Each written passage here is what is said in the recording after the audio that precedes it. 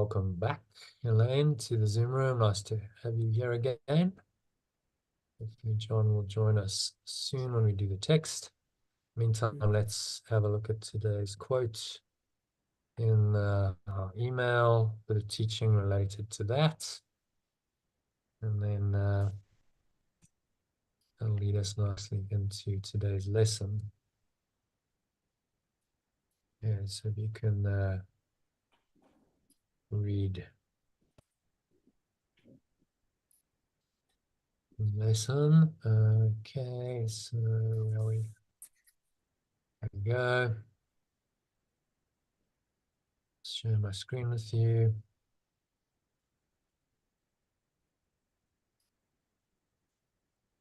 So we can read that quote from a guy called Andrew Carnegie. He was a wealthy Scottish American industrialist and philanthropist who lived in the 19th and early 20th centuries.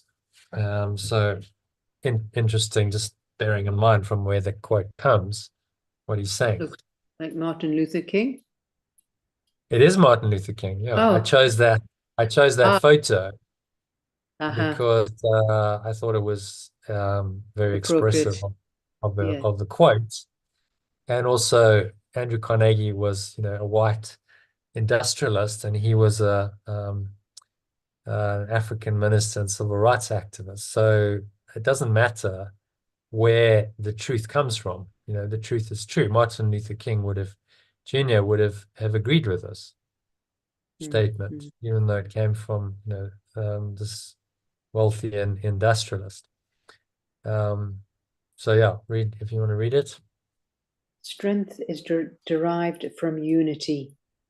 The range of our collective vision is far greater when individual insights become one. Yeah.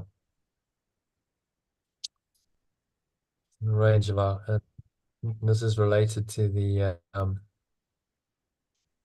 nicely related to today's lesson.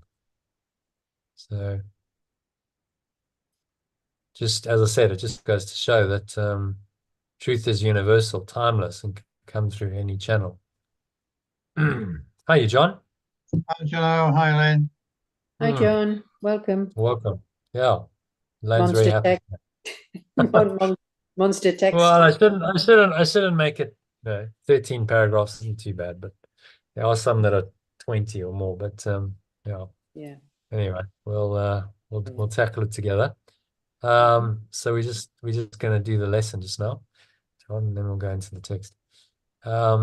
So we talked about in today's recorded session how someone got guidance in a situation that arose in their business to help her find an inspired plan for redecorating a client's shop. Just an example of listening to guidance. And then we discussed the difference between magic and miracles, as A Course in Miracles uses the term. How the ego of belief in separation uses magic to interrupt our connection with our true source and reinforce its false identity. So maybe just spend a couple of minutes on this idea of magic versus miracles. Magic is just the tendency of the ego to want to believe in a magic solution in form. So it's saying to us that something in the external world is going to work for us, and it's telling us to believe that rather than apply forgiveness, radical letting go. So what it does is it energizes this this external world. Let's just go into here, integral model. So this external world of the material body and anything that you can see or touch, sense perceptions in time and space, the so-called objective it world. Whenever you focus on that and you say, well, I'm looking for a solution there, what you're really denying is the power of your mind to find its way home, find its way back to source. So all of the forms of solutions that the ego has created, invented in this world, really don't help us, because they keep us in the belief system of the ego, thinking we're still a separate self with the body and all of the problems of a separate self in the body. And then we have to try and find a solution outside of us. So it keeps you in the illusion that you're a separate self, that you're a body, and that you're separated from your source. So that's why the ego is addicted to magic. And in fact, the whole world is a magical belief. It's all magic. Whatever you see in form is magic. How did we create this world outside of us? So, this is what the Course calls magic. The projection of thought outside of the mind to apparently create an external reality. And so any form of that is just more magic, and it's not really going to help us. This is saying that we need to shift our focus from the external to the internal and look for solutions within. So I'm only going to find the real answer to my problems in my own mind, in my thoughts, my emotions, and by correcting those, because that is the source, my thoughts and emotions, of whatever goes on in the external world, right? So this is primary reality, this is causative, and then the objective world is illusion, and it's a secondary illusory reality in this world. So we must not make it primary. And of course, magic tempts us to make it primary and causative, when actually it's secondary and an effect. So that's really the difference between magic and miracles. And our focus must be on going back into the interior I, the subject of capital self, that transcends magic, that knows who and what it is, and is able to stay in that awareness, no matter what seems to happen on the level of form. Okay, so any other thoughts on magic, miracles, how the ego uses magic, or questions? Yeah, no, that was quite clear. We've just had a chat about that in the expressions. Yeah. John, you okay? Yep, fine. But Kang is actually on the course, but he couldn't join us tonight. Mentioned that he'd never been able to be content with not doing much and been seeking to do more and better his whole life without ever finding lasting fulfillment. This was 5 years ago. So I just commented that this is the ego's pattern. Seek and do not find a true answer is one of the ego's fundamental beliefs, because if you really found the answer, your ego would not exist anymore. So it's perpetual seeking in the wrong places to guarantee it never finds the truth is just another defense of its illusory existence, right? So go and look where you're never going to find the truth outside of you, and then the ego's defended. You'll never find the truth by looking outside of you. What better way, if you think about it, to defend against this eternal mind by convincing you that you're just a body and you're not a mind. And that's what the ego's tried to do by getting us to focus on the body and its concerns and bodily solution, material solution, magic, in other words. It's saying, well, you're just a body and therefore you're not a mind. And if you don't even have a mind, how can you change your mind? Do you see? There's no possibility of changing your mind if you don't even acknowledge that you have one, which is kind of a bizarre belief. The scientific materialist paradigm says, well, somehow consciousness is a product of a whole lot of neurons in your brain. And that's all we are. And then when the brain dies, you die. That's the the classic scientific materialist viewpoint, which then of course denies any kind of eternal mind, soul, spirit. It's saying that when the body dies, you die.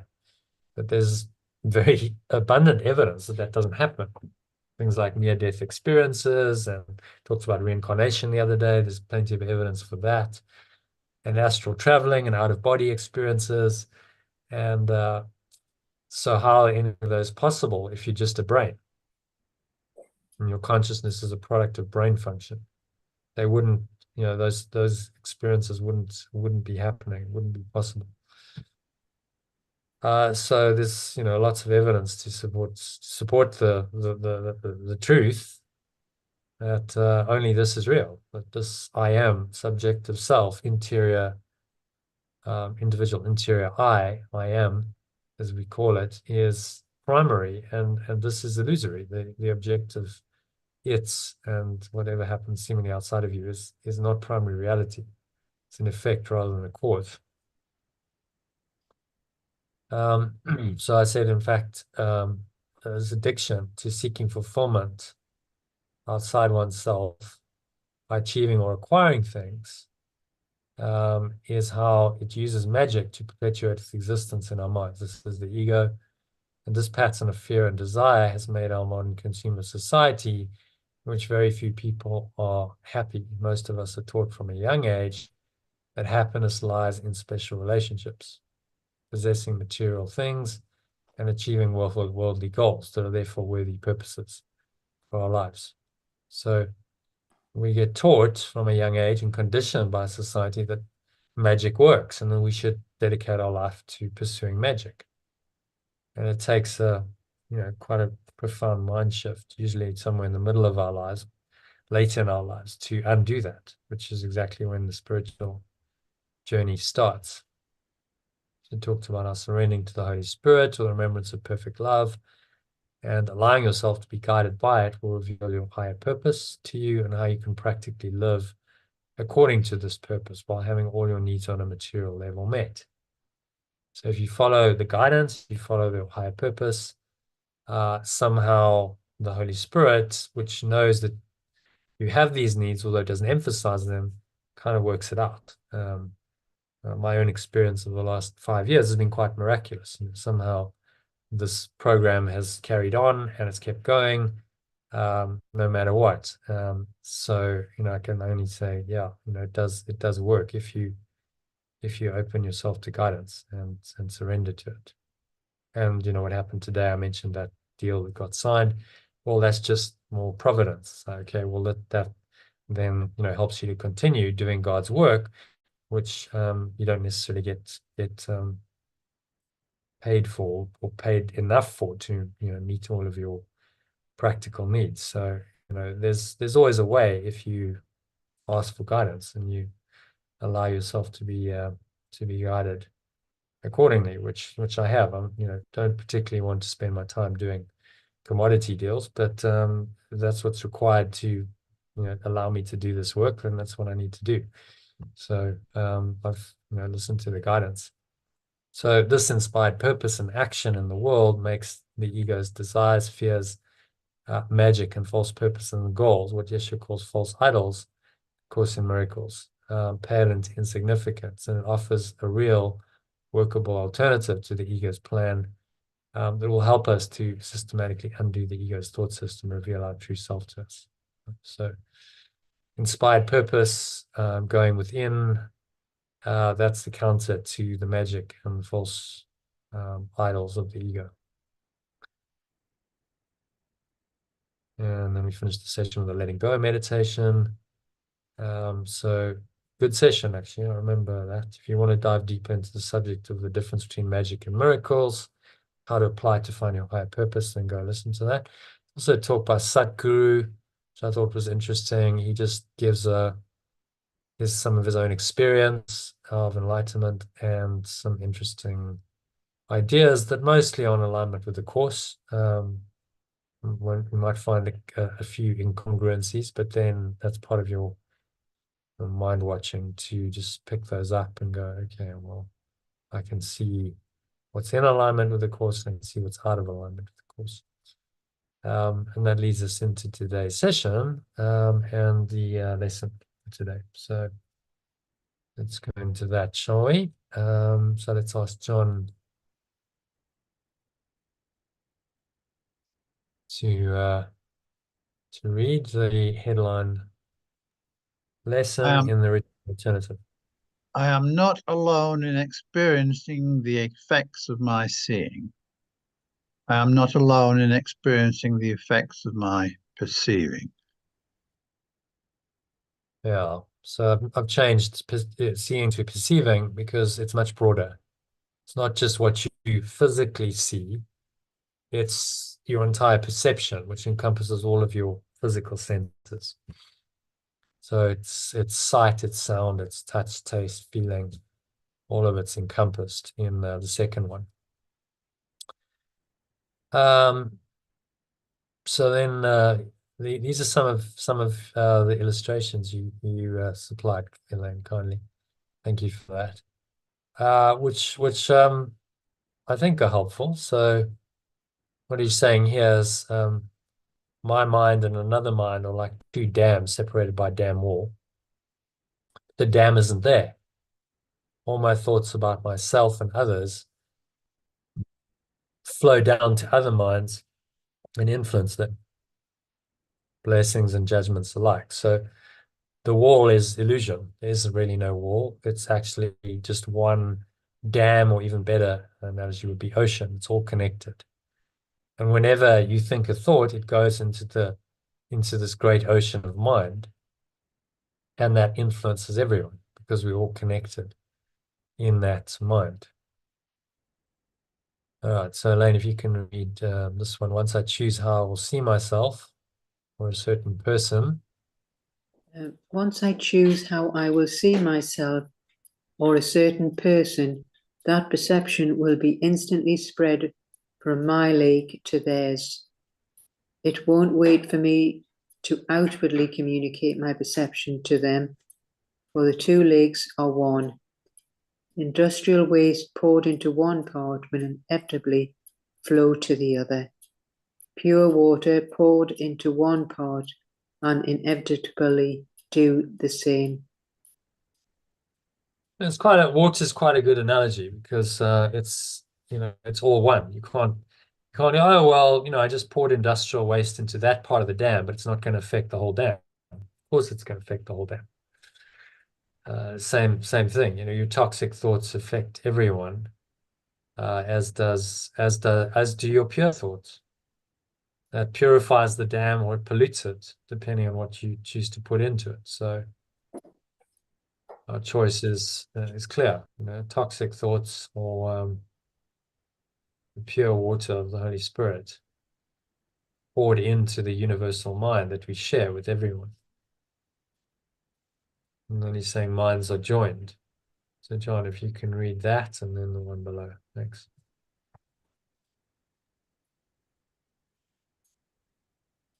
How I see and respond to people, situations, objects, and sounds in my mind has an effect on my mind and on other minds. Yeah, and then just a diagram showing, well, you're pouring in fear or love, and then your mind is connected to another mind. I think I prefer the lake or ocean analogy because actually it's not like they're separate. The mind seems to be separate only because that mind seems to inhabit a body. But actually on the level of mind, there is no separation. It all goes into the same mind. We are all one with that mind. Okay, and then this is the bottom one. This is not a soundproof room.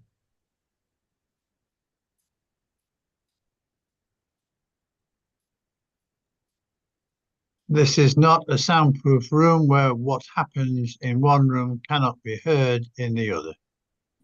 If I refuse to let my own mistakes in perception be corrected, it will have implications for me and for others.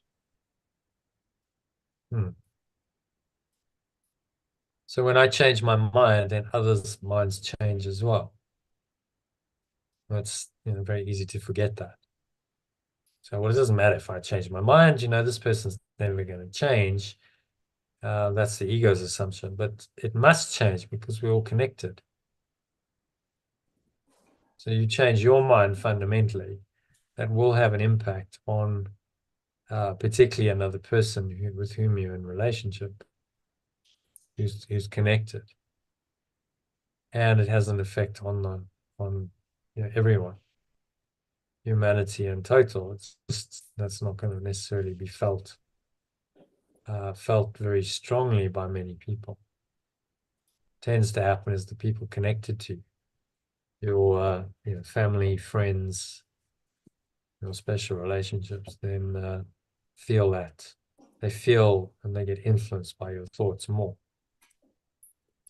because they're more immediate to you, not just in terms of form and actually living with you, but in terms of thought. And what are you thinking about? Who are you with? What are you thinking about day by day?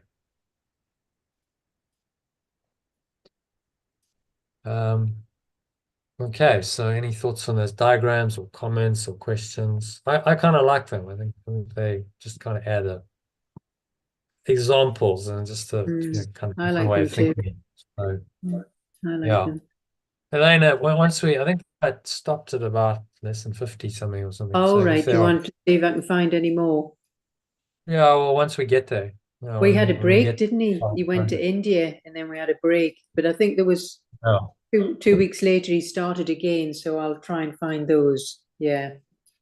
yeah, well, Yeah. when we get to those lessons, like if you send them to I'll me the day, forward them to you. Yeah, no problem.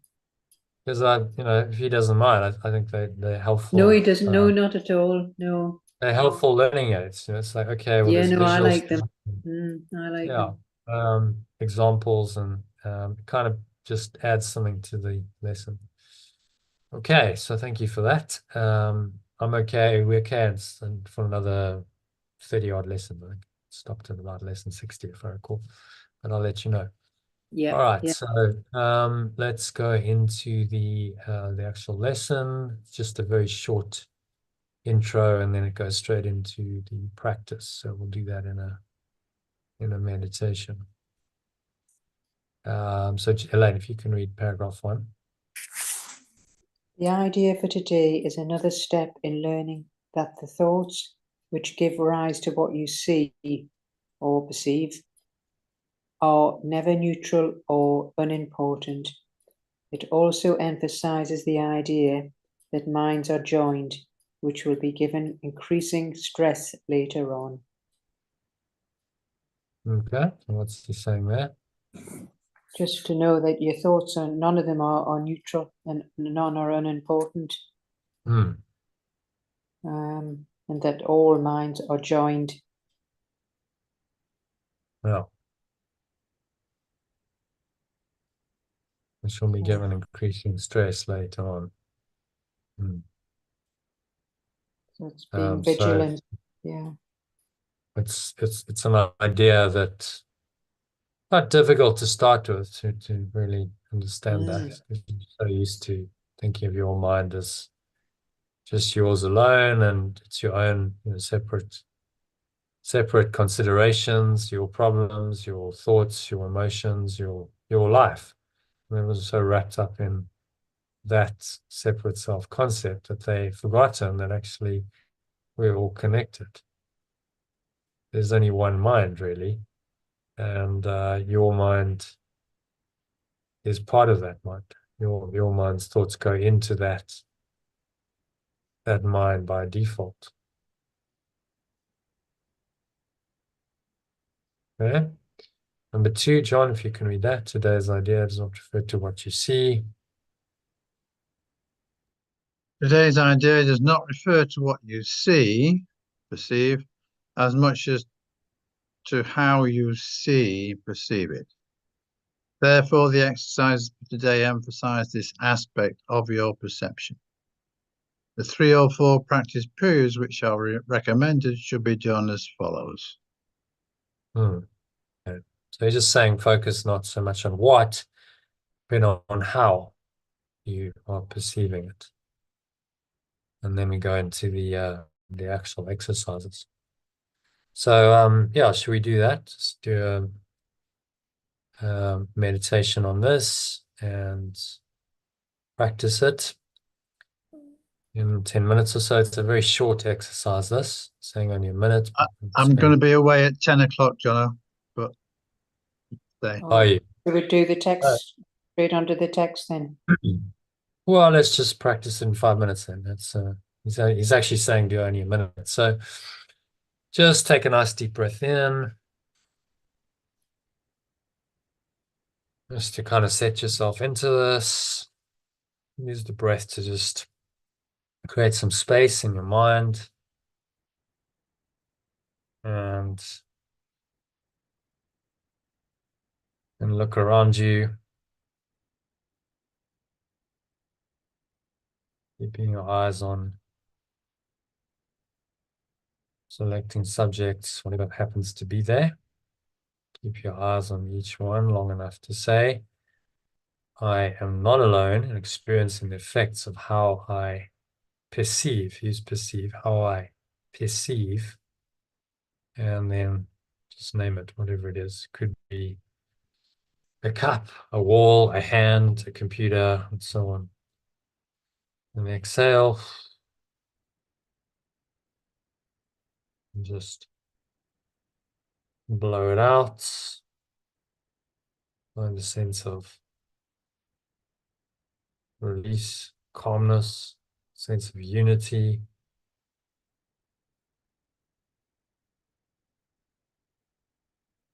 And then just say to yourself, I am not alone in experiencing the effects of my seeing and perceiving as you look around. I'm not alone in experiencing the effects of my perceiving. Notice how you feel. Certain calmness comes over you. Inevitably, these lessons seem to bring a sense of calm and peace. Notice that, anchor that in. Breathe it in to every pore, every cell, every muscle, every part of your mind, every fiber of your being is in this deep peace. It's been called the peace of God. So it passes all understanding.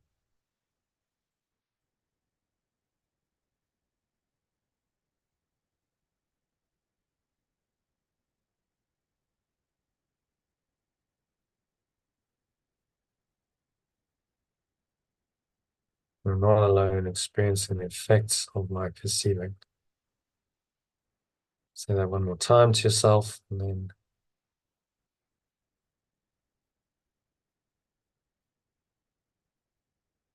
carry on with the session. So let's go into the text now.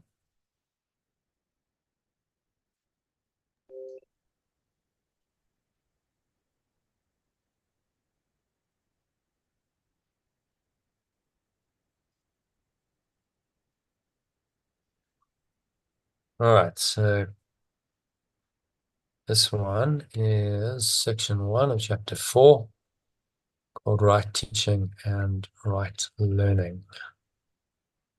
So let's start off with John, if you can read number 1 in the alternative. Not much to translate there, if anything. So A just good read in the teacher, alternative. a good teacher clarifies their own ideas and strengthens them by teaching them. Teacher and student are really the same in the learning process. They are in the same domain of learning and unless they share their lessons, they will both lack conviction. A good teacher must believe in the ideas they teach, but they must meet another condition. They must believe in the students to whom they offer these ideas. So he's saying here that we teach and we learn. Well, actually, we learn much more in depth ourselves by teaching.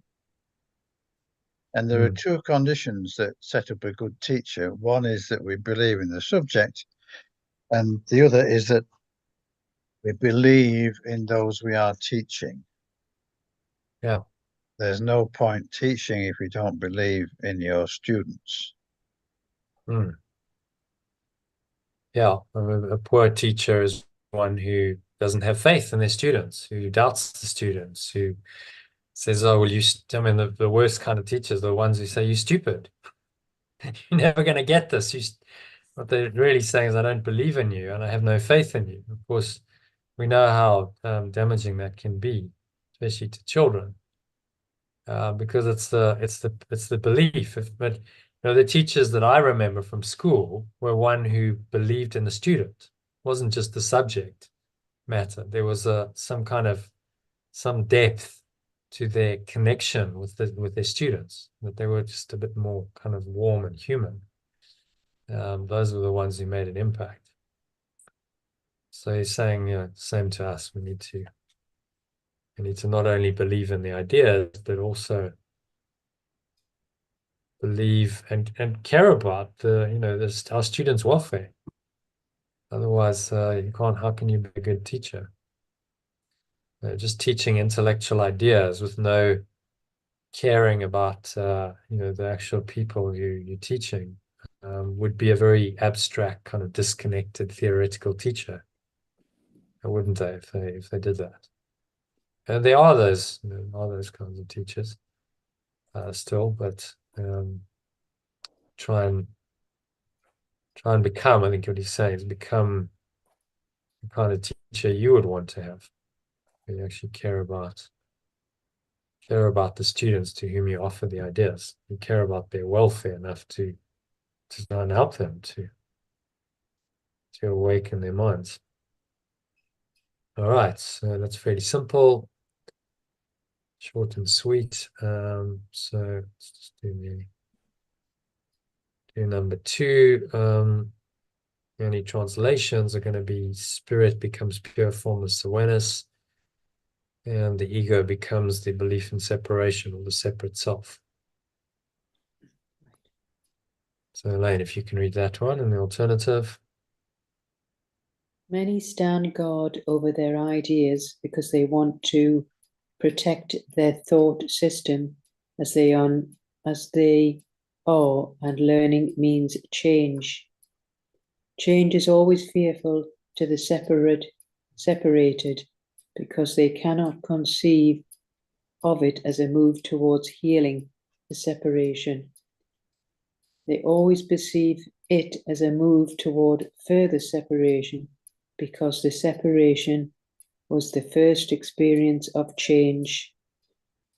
I believe that if I allow no change to enter into my belief in separation, I will find peace.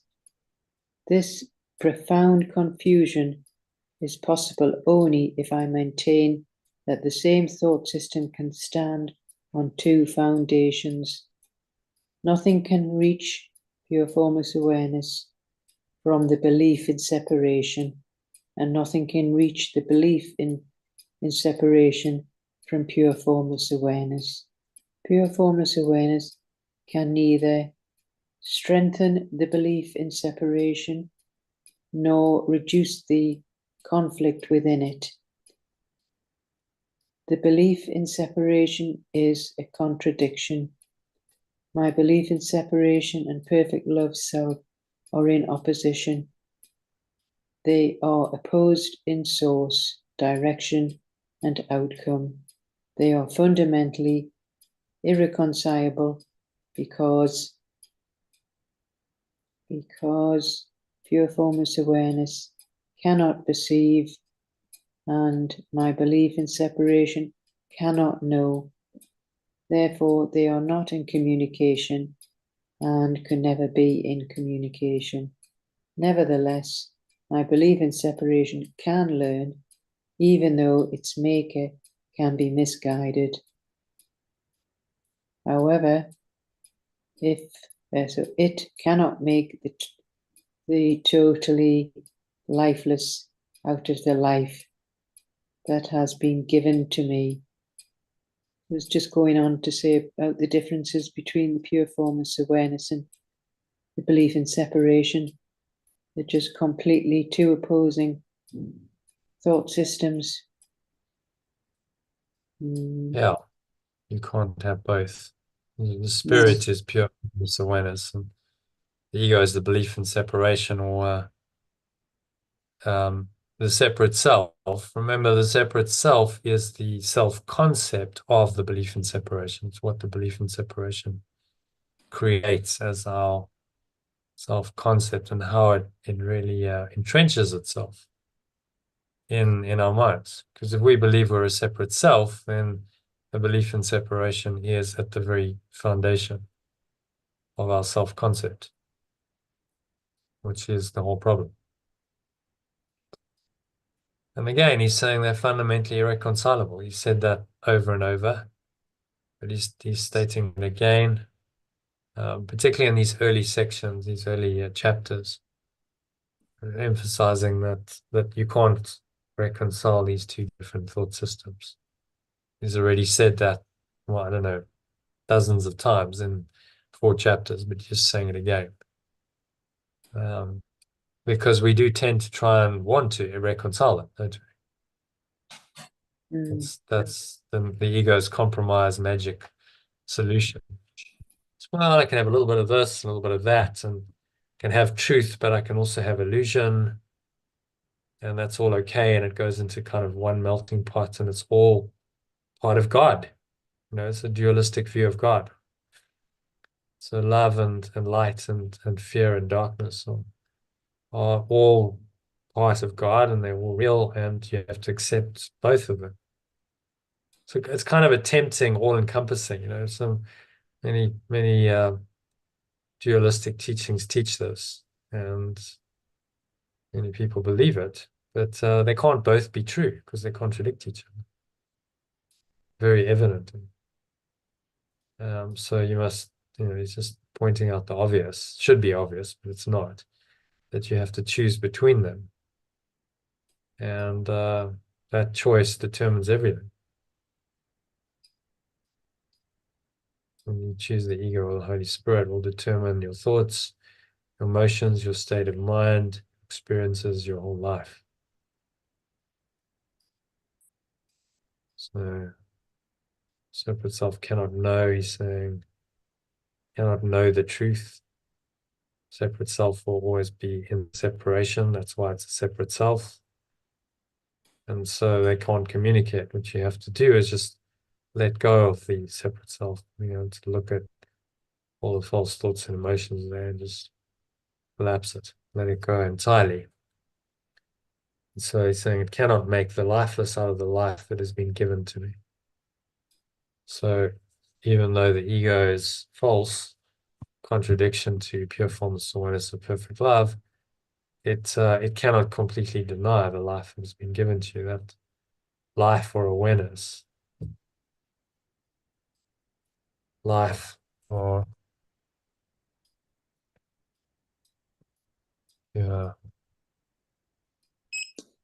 formless awareness that has been given to me.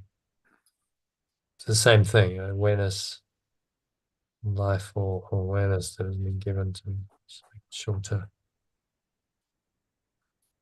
Okay, so just restating this fundamental principle. It's really the, you know, this is the distinguishing feature of A Course in Miracles and any non-dual teaching from a dualistic teaching. As it says, they, you know, the light and the dark, ego and the Holy Spirit, love and fear are not reconcilable. So you must choose. That's all a non-dual teaching is saying. Because a dualistic teaching is saying, well, somehow you don't have to choose. They're both real and you can fudge it. And you can kind of believe in both, even though they contradict each other. Okay. Any other thoughts, comments, or questions on number 2? Otherwise, let's move swiftly on. That's good. To number 3. See how much is needed. Again, yeah, the translations are going to be spirit is pure formless awareness. Ego is either the separate self or belief in separation. John, do you want to do it in the alternative, please? Yeah. Pure formless awareness need not be taught, but my separate self must be. I perceive learning as frightening because it leads to my letting go rather than the destruction of the belief in separation in favor of pure formless awareness. This is the change my separate self must fear because it does not share Yeshua's unconditional love for me. His lesson was like mine, and because he learned it, he can teach it. He will never attack my belief in separation, but he is trying to teach me how its thought system arose. When I remind myself of my true being, my separate self can only respond with fear. Yeah. And the being was true creation. That's how we translate creation in this context. It's either extension, depending on the context, or being, which is our fundamental being or nature. Okay, so what's he saying in this one? It was interesting first statement about pure formless awareness does not need to be taught because it just is. Hmm. And but then he throws in, but my separate self must be. So it's saying my separate self must be taught. Hmm. So I guess somehow we have to kind of take on this separate self.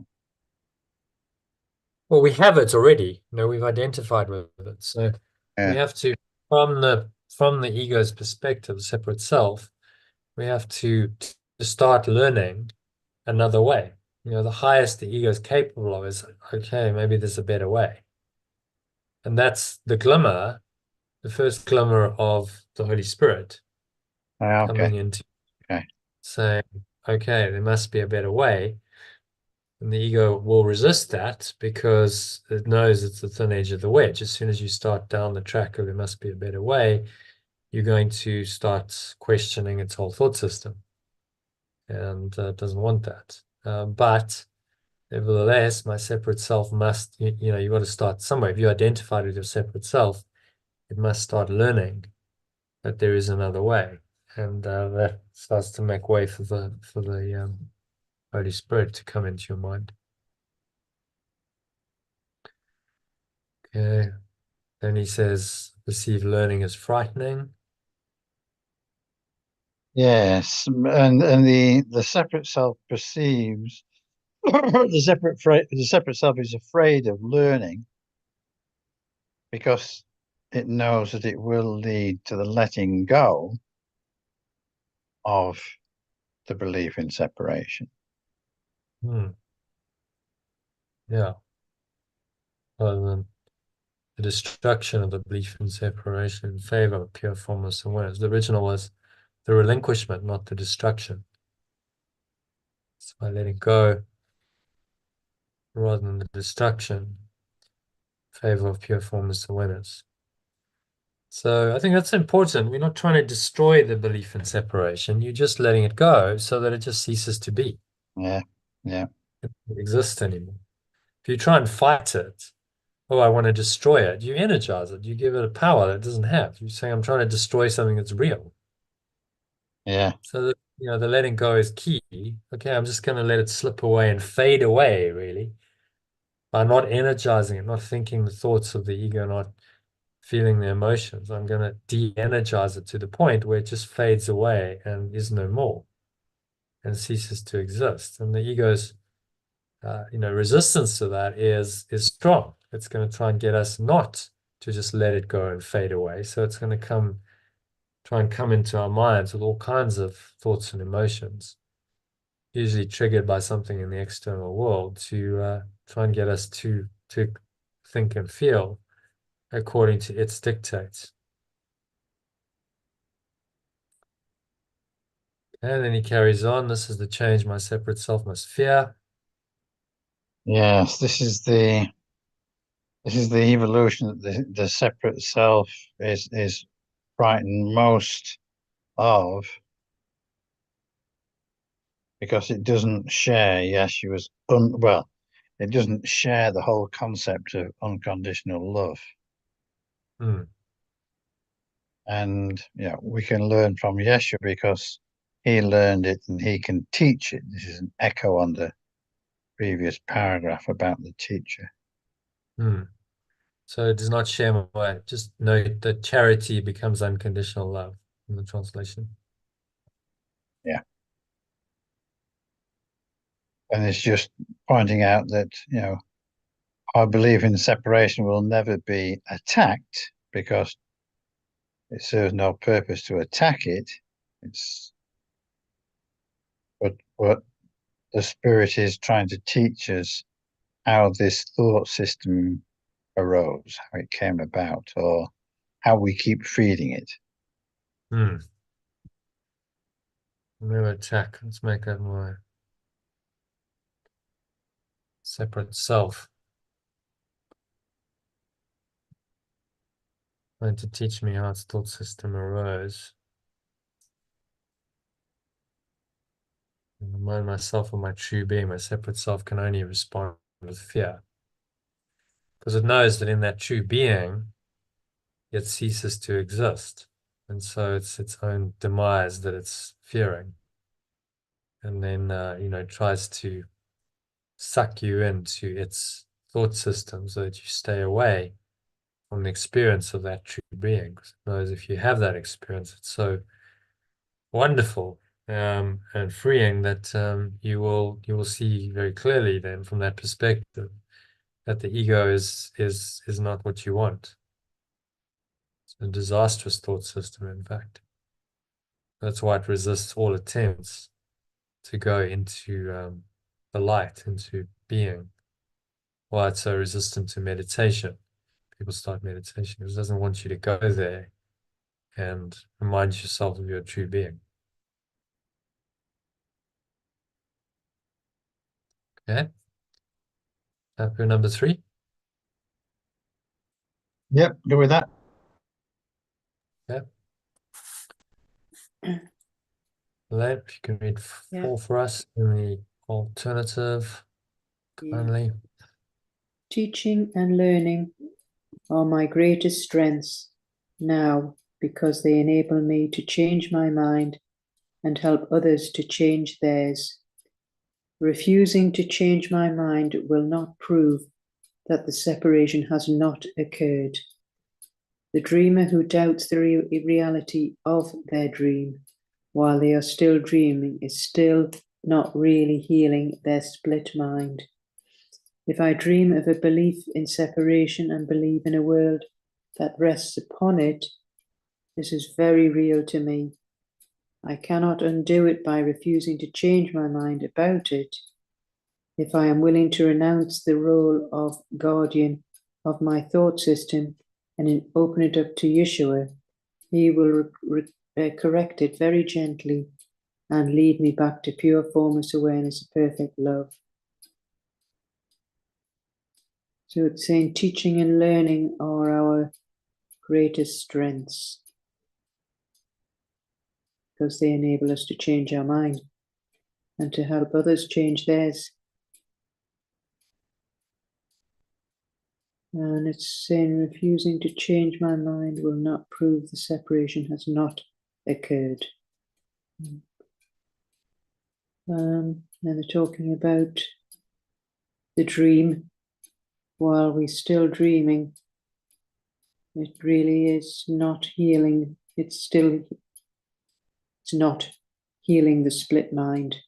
The dreamer doubts the reality. It's not enough. I mean, doubting is a start, isn't it? You can doubt the reality of your dream while they're still dreaming, but it's not really healing it. You've actually got to let it go. Yeah. So I dream of a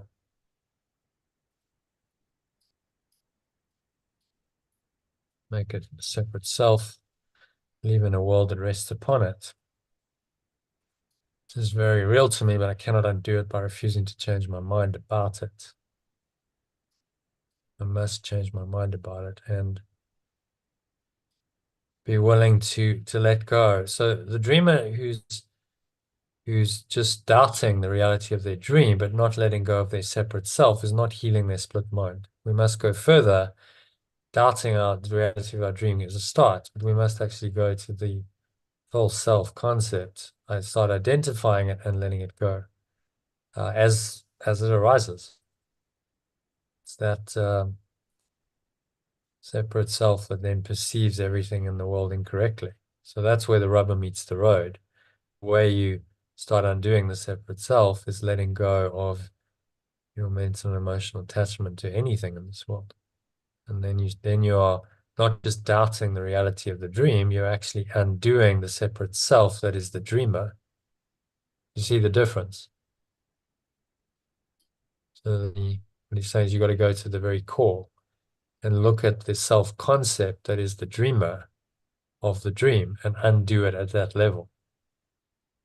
To go to the very core, you look at this diagram.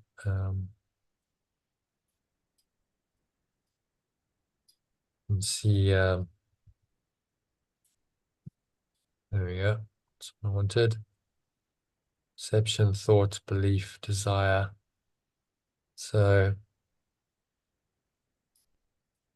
we have these levels, and what we've got to do is cut through the levels of perception and emotion and thought and core beliefs into the level of what do I want? Do I desire to be a separate self still?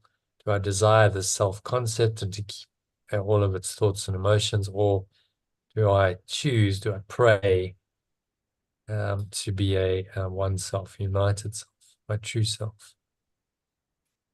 So you got to get to that very core level where you look at the ego and you undo its self-concept. You got to journey through the perceptions, emotions, thoughts, and beliefs. To get to that level, once you change your mind there, then belief, thought, emotion, and perception changes. And that's how transformation process works. So we've got to go very deep into our minds and get beyond the egoic, the core concept of the ego, which is what we're going to do on Sunday. And flip the ego's flop, turn it around, and then establish the essence identity, which goes to the very core. You know, when you say I am love, for instance, you are really saying I'm choosing to be oneself in that moment. That's why it's so powerful when you say that, rather than a separate self. And you're correcting your mind at the level of the self-concept, which is where the correction has to take place to be truly effective and to truly undo the ego.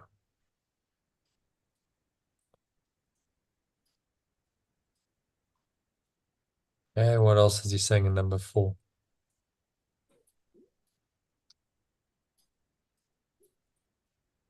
Well, just to be willing to renounce the role of guardian of our thought system and open it up to Yeshua, who will correct it very gently and lead us back to our source. So this comes as control. You mentioned, that before in your own context. It's like I want to control my thoughts. I want to control my mind, control my reality in this very kind of tight, controlled way of the ego. And I have to start renouncing the role of guardian of my thought system. Say, okay, I've got to be open to letting go of that control in order to open it to Yeshua and the Holy Spirit, the remembrance of perfect love, because that remembrance of perfect love, because it remembers perfect love, will lead you back to pure formless awareness of perfect love, which is the full Monty, the whole experience. Without, you don't have to remember something if you just have an awareness of it. The remembrance leads to pure formless awareness of perfect love. But I have to be open to listening, renounce the role of guardian of my thought system. And that's what most people do. You guard your thought system of the separate self very carefully, so that your mind can stay in this world. It's not simple. It's the only reason you do it, to have an experience of being a separate self, because you value that separation over unity. All right, so happy to go on to number 5. Yeah. John, if you can read that again in the alternative. Every good teacher hopes to give their students so much of their own learning that they will one day no longer need them. This is the one true goal of the teacher. It is impossible to convince my separate self of this because it goes against all of its own laws. But remember that laws are set up to protect the continuity of the thought system in which the lawmaker believes. It is natural for my separate self to try to protect itself once I have made it, but it is not natural for me to want to obey its laws unless I choose to believe them. My separate self cannot make this choice because of the nature of its origin. My true self can because of the nature of mine.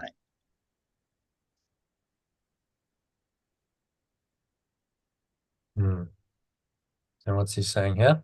Saying here that every good teacher has the aim of passing on their knowledge, their understanding, their essence to the student, so as they are no longer required. In the case of the ego, this is not the case, because to do that would mean that the ego hadn't served, no longer had a role. So our natural self, our separate self, protects against that. And then he's bringing in this second idea that it's understandable that because we created our separate self, then we will want to protect it. He's saying that's an understandable situation. We've done that. But on the other hand, once we find it's impossible to follow the laws of the separate self, then we have to question them and do different. And then that takes us back to our origin, our true self. It's not natural for me to want to obey its laws because its laws are insane. So there's there's something intuitively that knows in our minds that obeying these laws is not right. It's not serving us, and that dissonance, that struggle between the two thought systems is usually the catalyst for the awakening. So I just like the world's rules, the laws just don't make sense anymore. I can't obey them. There's another part of my mind that looks on all this and goes, that's just really, it's not something that resonates. It's not something I'm comfortable with. Can't obey these laws anymore. And that's when you start to awaken. So your separate self cannot make this choice because of the nature of its origin. So the separate self, the best it can do is to learn that there's a better way, but then it can't actually choose that way. You have to let it go to the light of truth, the true self, to actually make that choice. That sort of makes sense. So he said, learning starts with the separate self. Okay, there must be a better way, but it can only take you so far. There must be a better way. It doesn't undo the ego. It's the start of it, but the undoing of the ego is letting go of your belief in the self-concept as and when it arises. So whenever you get triggered, that self-concept comes up as a thought and emotion like fear or anger, frustration, guilt, so on. Then you look at it and you let it go. And then you undo that self-concept in the process. And that's why the practice of letting go is so invaluable. Actually corrects your mind into your right mind again. Yeah, does that make sense? All good? Yeah. Questions or comments on that one, Elaine? Happy to go on to number 6. Yeah. Kindly. So egos can clash. So read an alternative. Separate selves can clash. Separate selves can clash in any situation, but pure formless awareness cannot clash at all. If I perceive a teacher as merely a larger ego, I will be afraid, because to enlarge an ego will increase my anxiety about separation. I will teach with you and live with you if you will think with me, but Yeshua's goal will always be to be free. Yes, let me just change that. Yeshua will teach. Yeah. So Yeshua will teach with me and live with me if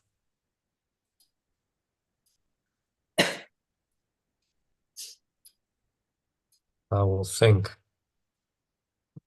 with him. But his goal will always be to free me finally from the need for a teacher.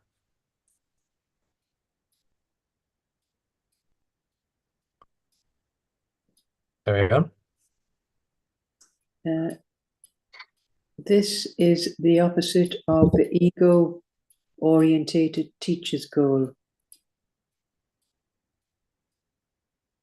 Was that, oh, sorry, was that number 3? I can't remember. Yeah, I read that for you. You can read Yeah, number 3. yes, yeah. Sure, teach with me. Yeah. So they are concerned with the effect of their separate self on other separate selves, and therefore interpret their interaction as a means of preserving their separate self, and it's a belief in separation. Yeshua would not be able to devote himself to teaching if he believed this, and I will not be a devoted teacher as long as I believe it. He is constantly being perceived as a teacher, either to be put on a pedestal or rejected, but he does not accept either perception for himself. Well, yeah. There's a clash. The clash there between the separate selves and the pure formless awareness. If the teacher's a large ego, you will be afraid, because to enlarge the ego, then it increases all the anxiety. But the issue, yeah. I've seen that. I've been in workshops and so on where these larger ego teachers dominate, and I've seen a lot of resistance and a lot of fear coming up in people because of that. Because they perceive the teacher as merely a larger ego and they feel threatened, and then they tend to shut down and resist it. So this isn't the way. Saying, Yeshua will teach me gently. He doesn't have an ego. He's just teaching me gently to relinquish mine, to let go of mine. He's got no ego agenda at all, because he's not human anymore. So this is why it's helpful to study the course. You're studying teachings that come from an absolutely pure mind, that it doesn't have any ego remaining. Whereas almost every teacher in this world has souls grappling with their own ego. And that includes me. Let me absolutely admit that. I struggled today with it. So you're getting it, from this absolutely clear, egoless mind, and therefore it's very pure, and you can rely on it as a result. Okay, so what else is he saying here? Yeah, just a bits about constantly being exalted. I just changed it to be put on a pedestal or rejected, but he does not accept either perception for himself. So to quote Alan Watts, we pedestalized, if that is even a word, but he used it in a YouTube video that I watched a while ago. We pedestalized the likes of Yeshua, put him on a pedestal, made him somehow superior to everyone else because he's the only son of God. He's very special. and therefore he's unattainable. What he's done is unattainable for the average person because he's the special Son of God. And so it keeps everyone in this separate self state, not believing that they can be exactly as Yeshua was and do the things he did, even though he said that you will do these things that I've done and even greater things. So he told us, and that's in scripture, in one of the gospels, that that's the truth. But yet most Christians, traditional Christians, don't think that, do they? They go, oh well, I'm exactly like Yeshua, and I've got all the power and authority that he had. They subjugate themselves to him and go, no, he's the only Son of God, and I have to now kind of worship him as one chap said. He said that is blasphemy. You've made him into a demigod, as happens in many other religions. You look at what's happened in Hinduism, for instance. They make significant figures like Krishna and so on into demigods, and they worship them. And that's, then you have the cult of Krishna, the cult of Vishnu, the cult of Rama, and so on and so on. And it's like, but that's all then part of the separation, because there is only one awareness. There is only God, or pure formless awareness of perfect love. So saying, but we may put him on a pedestal, or the alternative is people reject him, say, oh no, want nothing to do with Jesus and Christianity and any of that. I'll be an atheist or go to another religion. But whatever we do, he doesn't accept either perception for himself. It doesn't really bother him, because none of it's true. He knows that. So people can, curse and reject Yeshua as much as they like. It doesn't matter, because he doesn't accept either perception for himself. Okay. Any other thoughts on number 6? Yeah, no, that's good. Okay, moving swiftly on then to number 7. So the only translation there is God will be pure formless awareness of perfect love. Okay. And your spirit is pure formless awareness. My worth is not established by teaching or learning. My worth is established by pure formless awareness of perfect love. As long as I dispute this, everything I do will be fearful, particularly any situation that lends itself to the belief in superiority and inferiority. Teachers must be patient and repeat their lessons until they are learned. Yeshua is willing to do this because he has no right to set my learning limits for me. Again, nothing I do or think or say or wish or make is necessary to establish my worth. This point is not debatable except in delusions. My separate self is never at stake because pure formless awareness of perfect love did not extend it. My pure formless awareness is never at stake because it is extended by pure formless awareness of perfect love. Any confusion on this point is delusional, and no form of unconditional love is possible as long as this delusion persists. The original was no form of devotion, so we're translating devotion as unconditional love. Devotion's quite old-fashioned. So it's emphasizing here that our value is not established by what we do or what we teach, because our value just is. It has always been, because it was created by spirit, by pure formless awareness. It was extended by that. Second idea is that teachers must be patient and carry on teaching until the student has learned. Hmm. And that takes as long as it takes, because they have to make their own choices. And it's not a matter of challenging the separate self, is kind of repeating this idea.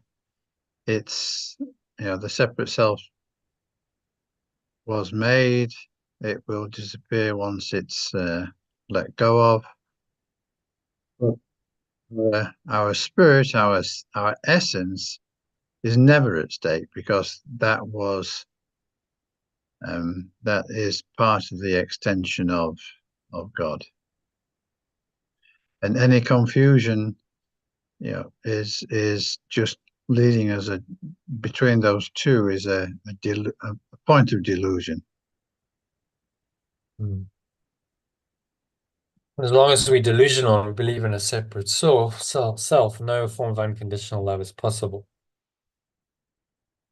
So our mind is split. Unconditional love becomes impossible. For the separate self, it's impossible because the separate self defines itself as separate. So how can it be one, i.e. unconditionally loving, to anyone else? Because that's all unconditional love really is. It's the sense of that I am them and they are me. And we are one, and so their interests are my interests. I care for them as I care for myself. If you think that you're a separate self, that's impossible, isn't it? Not, you're never going to achieve that perception. I think the other point to make here is that he's saying, they must be patient, teachers must be patient. So he expresses this later on in the course. He says, if you want to be like me, I will help you knowing that we are alike. If you want to be different from me, I will wait until you change your mind. And you will change your mind eventually, because the pain of not following him becomes too great.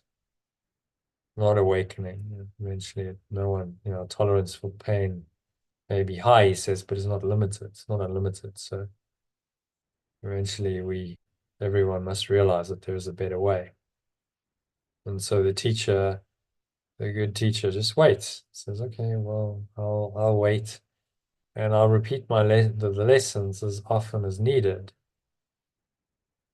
in order to awaken you, which is kind of what he's done with the course. I mean, he's just gone over and over and over the same thing, in great detail and in different ways and angles, and he's very patient, very, very, very patient, to have taken the time to, transcribe all this by Helen Schuckman. Knowing the truth as he does, it's like, well, I already know it. So, God is and I am, and there's nothing else. So why do I need to now give all these, lessons? It's because he knows that we need them in order to wake up. So very patient, always waiting, and it doesn't matter what we do and how we depart from this, which we all do at times when we vacillate. He's always there. The truth is always there. The true self is always there.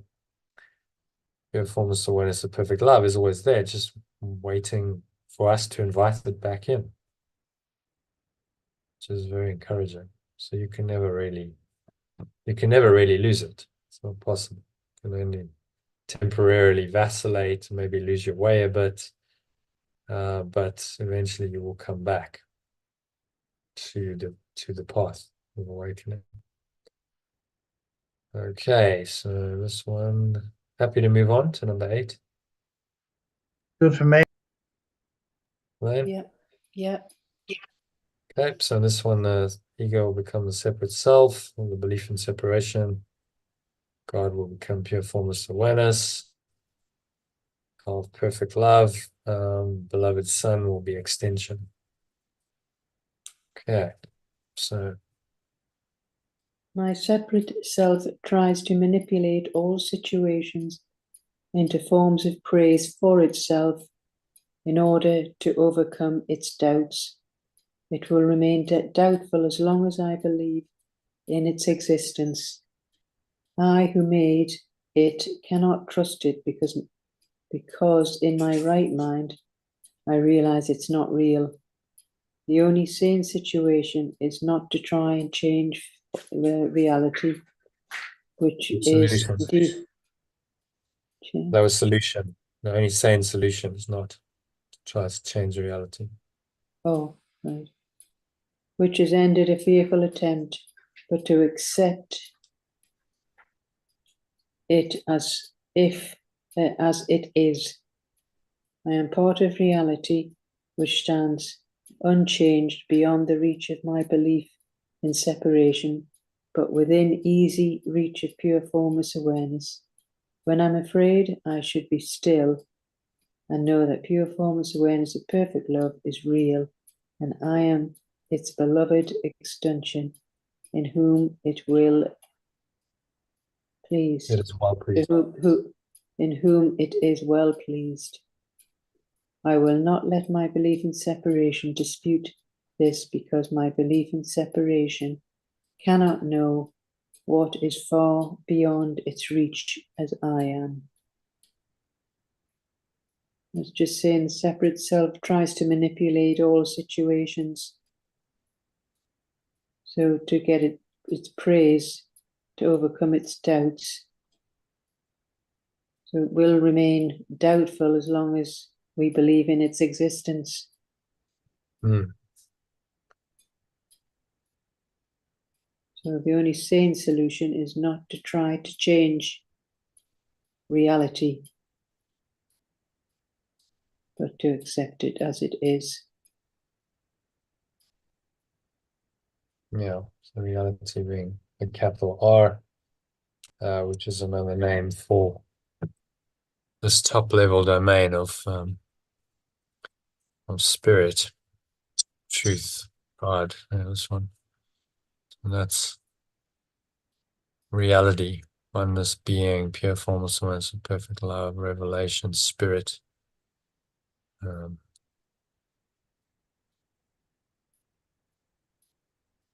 change that to reality, shall we?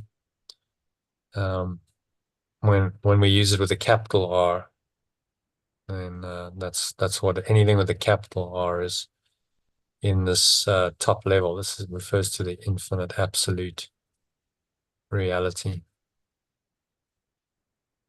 rather than the temporary illusory reality, which would be with a small R.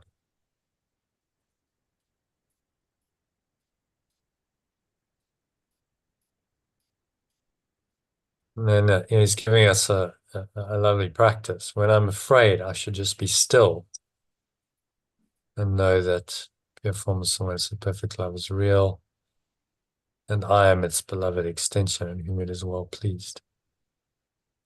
So saying something like I am love, and really feeling into that is how you would do this.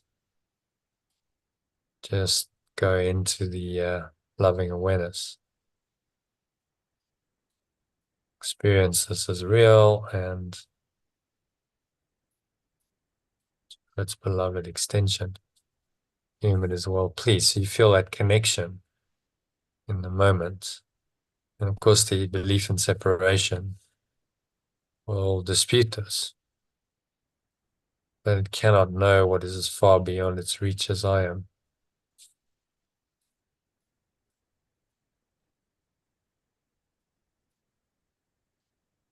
Separate self can never know this. By definition, the separate self cannot awaken. It can simply be undone by the light of spirit. Separate self itself cannot be awakened, which is why you can't manage your own awakening.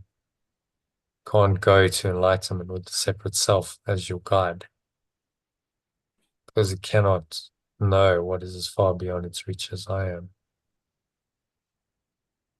Cannot possibly know that.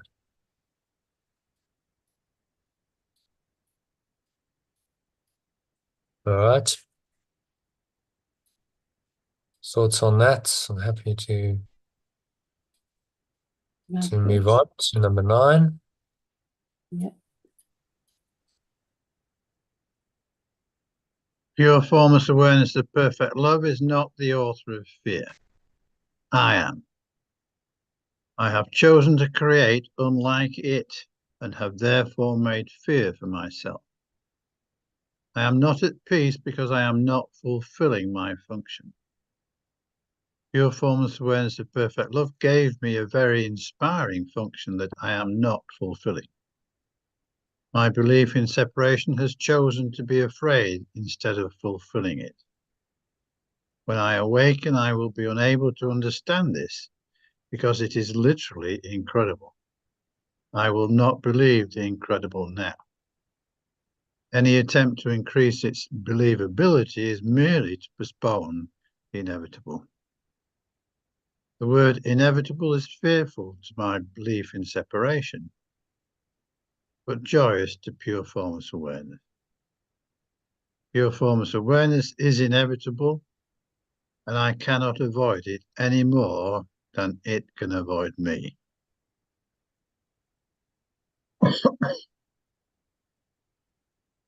So he's saying that spirit is not the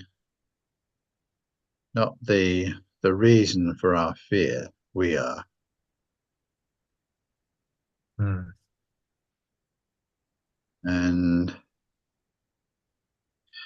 we will never be at peace whilst we are not fulfilling our function, which is to be aligned to spirit.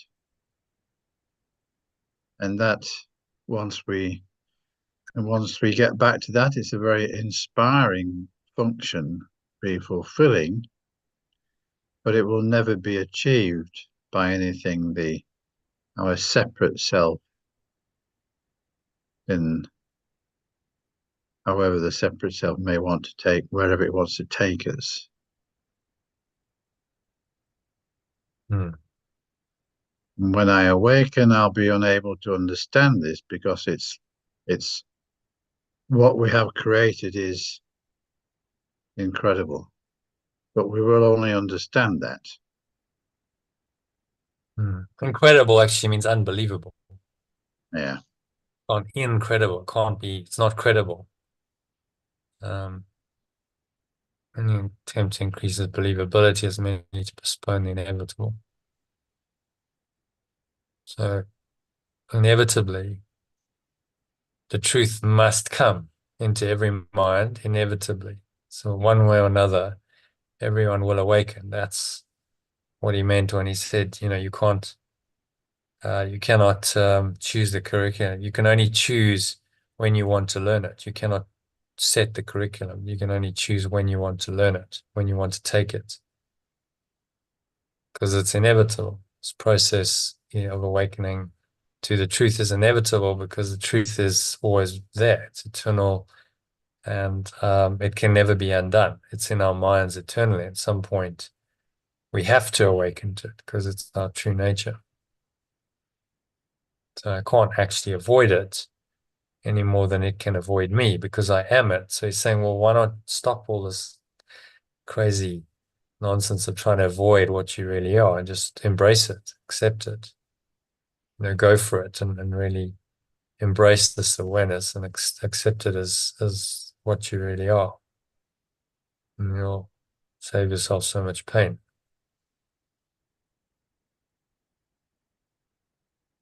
Very simple message, really, but obviously to do it requires the ongoing practice of letting go and a lot of mind vigilance, mind training and vigilance are required to allow the inevitable to happen, to stop resisting the inevitable. So you could call time and space in our lives, in time and space, the futile resistance to the inevitable, because that's all they are. And then we shouldn't be surprised when we feel like they're futile and we feel it's all pointless and a bit hopeless, and because that's exactly what it is. Our entire life here in our world is just futile resistance to the inevitable truth of perfect love, which wants to awaken in our minds and free us. Okay, happy to go on, John, to the next one, number 10. Yep.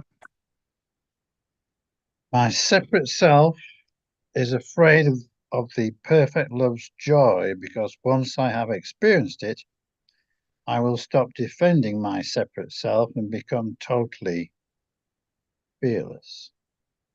My investment in fear is great now because fear is a witness to the separation, and my belief in separation rejoices when I make it real. I just need to let it go. I should not listen to it and should not preserve it. I should listen only to perfect love, which is as incapable of deception as is the pure formless awareness of itself.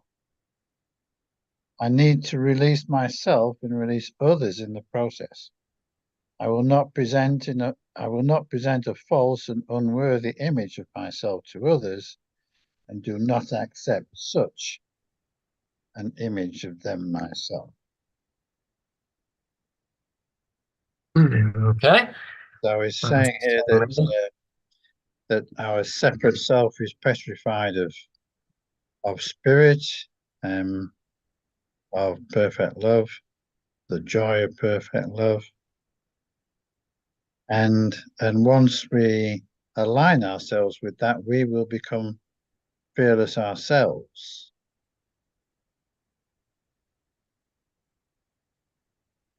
And that is achieved through letting go of the separate self. We don't need to preserve it. We don't need to threaten it. We don't need to do anything with it apart from look at it and let it go. And That's a false and unworthy image of myself. So in our interactions, we need to stay, in our true self and do not accept such an image of them myself. So when someone's behaving egoically, one has to, see beyond that, as challenging as it is sometimes. I had a challenge today with someone. It's like, just you gotta try and transcend that egoic perception, because really, if you accept the unworthy image of them, then you're accepting an unworthy image of yourself, aren't you? yeah, It's your self-concept, your ego, that's judging them as an ego, and so then you are making yourself unworthy, and as well as them, which is why ego judgment is always double-edged. You're not actually hurting the other person, you're hurting yourself, really demeaning your own true self and true worth by judging someone as an ego. So that's the practice. That's what forgiveness is saying we need to do. Not easy when they're behaving unreasonably and egoically, but then that's the ego's temptation is to make us believe it. Gives us false evidence that appears real and says, buy it, take it hook, line, and sinker, and believe this unworthy image of the other person, and therefore very cunningly of yourself. As you judge them, so you judge yourself. Do you see that? Do you see the deeper meaning of that saying?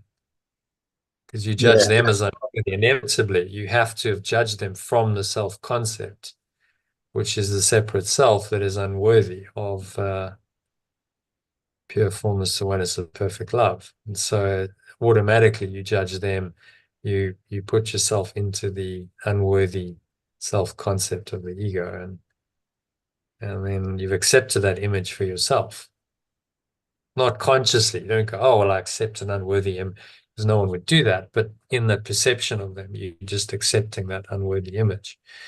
And it's very subtle and insidious. If you keep doing that, then your ego's changing yourself, or reinforcing the self-concept of the separate self through those false perceptions. So you start to see, more and more clearly, I'm starting to understand this course after it's taken me a while, 18 years, but you start understanding, like, okay, that's how simple it is. Yeah, I get this idea that in order to judge someone, we have to leave our own real self, and we have to switch over into our separate selves in order to be able to do that. And then, only the separate self can judge them. yeah, yeah, Mm. yeah, And as soon as you do that, then you identify with your separate self, which is unworthy of you and of them, and then you get caught up in this, separate self illusions, just spinning itself around like a hamster on a wheel, going around and around, actually going nowhere, and eventually just getting exhausted and tired and suffering. All just because you didn't have the resistance to say no. I'm not going to go there. I'm not going to present a false and unworthy image of myself to others, and I'm not going to accept that image for myself, even if they show me that. This is where forgiveness comes in, radical forgiveness. Even if they show me that image because they believe in it, I don't have to accept it.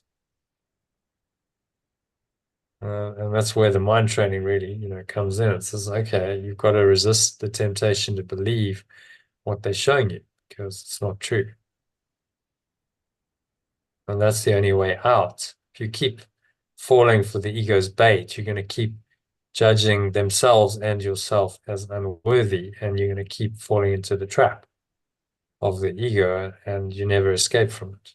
And that's why it's addicted to judgment of other people in the world.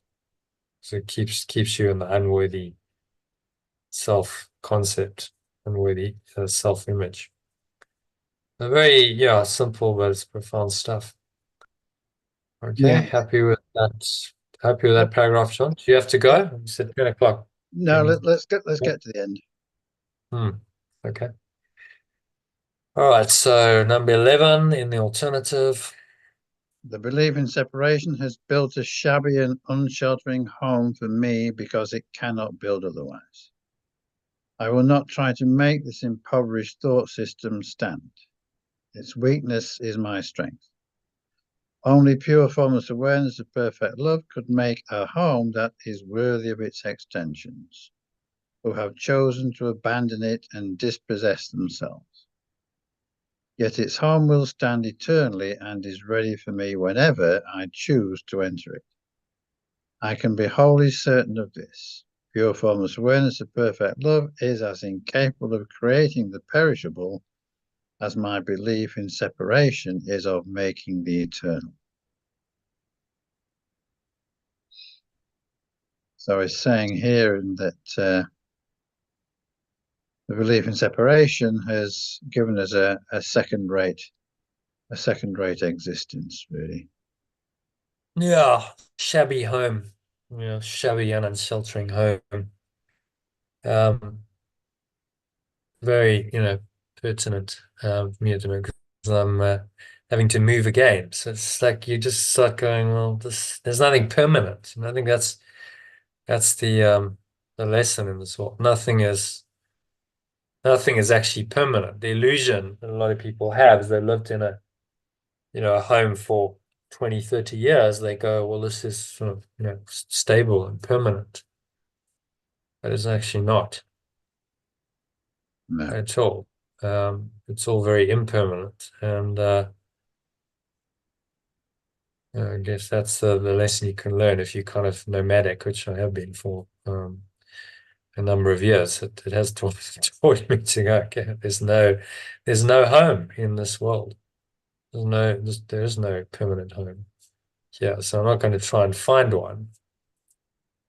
Just accept that it's all impermanent and it's an unsheltering home and a shabby. I remember when I was sort of awakening about 10 years ago, I was in South Africa, and there's a lot of shabbiness there. You go into the inner city and stuff, and you just try, and it's just like really kind of degraded, and nothing's kind of working. It's got even worse. But that's the lesson, isn't it? You look at the shabbiness of it, and I was like, yeah, I remember reading this passage, must have been this one. So I think this is where he says it. I'm not sure he says it anywhere else in the course. Built a shabby and unsheltering home, then you kind of, yeah, but look at how shabby this world is compared with, the pristine brilliance of pure formless awareness. I've also experienced it's very shabby and is not worthy of your belief. That's what he's trying. So it's saying don't try and make it stand. Only our source, pure formless awareness, could make a home that's worthy of us. And I just have to accept it. It's ready for me whenever I choose to enter it. Fortunately, we haven't lost it. It's just a matter of accepting it back. And then finally, pure formless awareness and perfect love is incapable of creating the perishable, as my belief in separation is of making the eternal. So it is eternal, it carries on, it's always forever, and the belief in separation is shabby and unsheltering and impermanent, because that's all it knows. If you deny eternity, then what else can you make but the temporary? That is shabby because it doesn't last. Will always degrade with time and become shabby. Okay. Happy with number 11 then? Yeah. My belief in separation can do nothing to awaken my separate self or others. But my pure formless awareness can do everything for the awakening of both. Humility is a lesson for the belief in separation, not for pure formless awareness. Pure formless awareness is beyond humility because it recognizes its radiance and gladly extends its loving awareness everywhere. The meek shall inherit the earth because their separate selves are humble, and this gives them truer perception. The state of pure formless awareness is the natural state of the mind, whose beauty and dignity are far beyond doubt, beyond perception, and stand forever as the mark of the perfect love of pure formless awareness for its extensions, who are wholly worthy of it and only of it. Nothing else is sufficiently worthy to be a gift or an extension of perfect love itself. Okay, thoughts on that? By saying that our sense of separation cannot lead us to enlightenment for ourselves or anyone else. Humility is of the world because in pure formless awareness, there's no requirement for humility in the sense of there isn't a, it's only love. None of the worldly dimensions are present. So there's nothing to be humble about, in fact. Rather the opposite. It's encouraging us to enjoy its radiance. And interestingly, reminding us that the meek will inherit the earth because their separate selves are humble. He doesn't say the meek shall inherit everything. He says the meek shall inherit the earth, which I guess is kind of speaking to our separate self, really, because we're not inheriting the earth as such, we're inheriting our whole being. Yeah, ultimately we're inheriting heaven or pure formless awareness and perfect love, but it's sort of that ultimately the spirit will come, to dominate, to guide. Dominate's the wrong word, but to be the dominant thought system in this world, because their separate souls are humble, and this gives them truer perception. And the ego is self-destructive by nature. That's a process. It seems like the ego is still very much in charge, but I think we are in a time of awakening where the meek, what he means is those who have humbled their separate selves. That's all the meek means. Yeah. And this gives them truer perception. So then in that state, you can be truly helpful to yourself and others, and eventually, that will come, that this kind of enlightened wave, humbling the separate self will become the dominant way. So he's pointing us to the enlightenment of humanity. We have become a lot more enlightened. Still a long way to go. But if you look at the progress over the last 2,000 years since Yeshua lived, has quite dramatic progress. And many of the ego's thoughts and that thought system that was very dominant has now been questioned, and it's like it's not acceptable anymore to just go and kill people, for instance. Well, 2,000 years ago they just stoned people to death, and that was okay. So there is actually quite a lot of progress.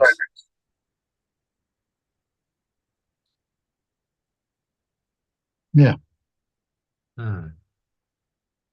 And he finishes off with a state of pure formless awareness is the natural state of the mind. Its beauty and dignity are far beyond doubt. Beyond perception stand for as the mark of perfect love of pure formless awareness for its extensions. Are wholly worthy of it and only of it. So really beautiful passage. Nothing else is sufficiently worthy to be a gift for an extension of perfect love itself. It's saying don't accept anything else. The ego is just shabby, second rate. Don't accept any of its gifts because it tries to tempt us with its gifts of magic compared with our eternal self and the radiance of heaven or pure formless awareness. The ego is just very shabby and offers us a shabby and unsheltering home. If we can realize that, then the choice isn't difficult. Just have to see the ego for what it is, which is what most of this mind training is about, teaching us to really, look at it and see it absolutely without any illusions and any dishonesty on our part, to see it exactly for what it is. And if you see it for what it is, with everything laid bare, there's no way in your right mind you can possibly choose it. That's what he knows. So that's why he, helps us to lay it bare and really see it in this course. All right, so last one, John. Happy to go to number 13. Yep. Yeshua will substitute for my belief in separation if I wish, but never for my pure formless awareness. A father can safely leave a child with an elder brother who has shown that he is responsible. But this involves no confusion about the child's origin. The brother can protect the child's body and his belief in separation, but he does not confuse himself with the father because he does this.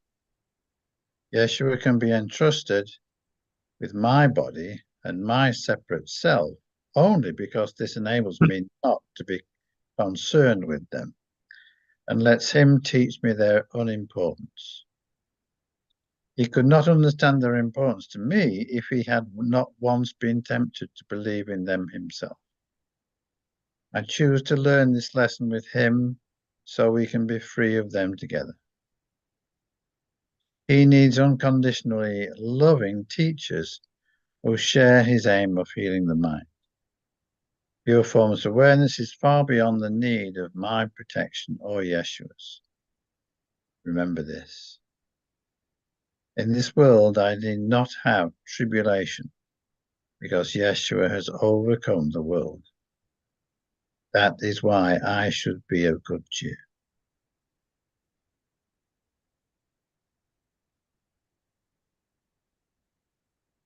Okay, what's he saying in this one?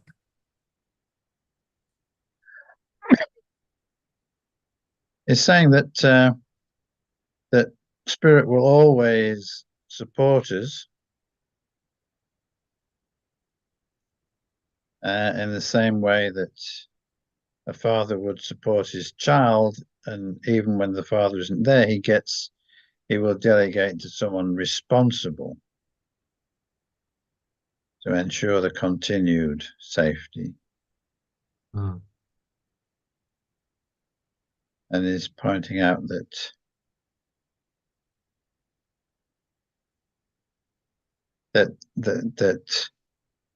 Yeshua we can trust in him.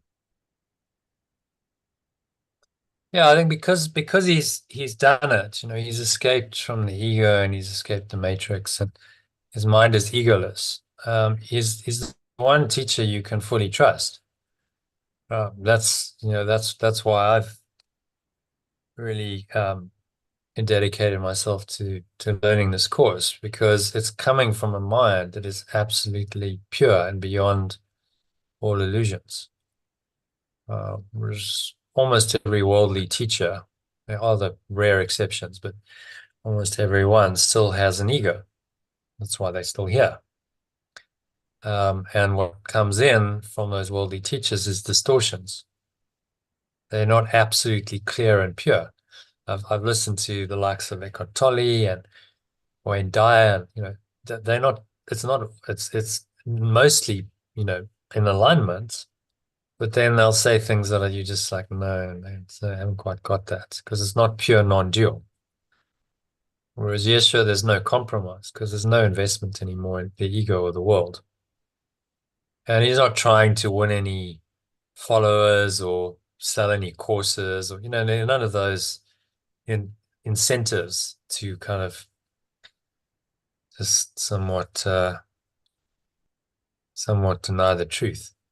It's like none of those ego things matter at all to him. So completely pure. That's why we can trust him. And that's what he's saying we should do.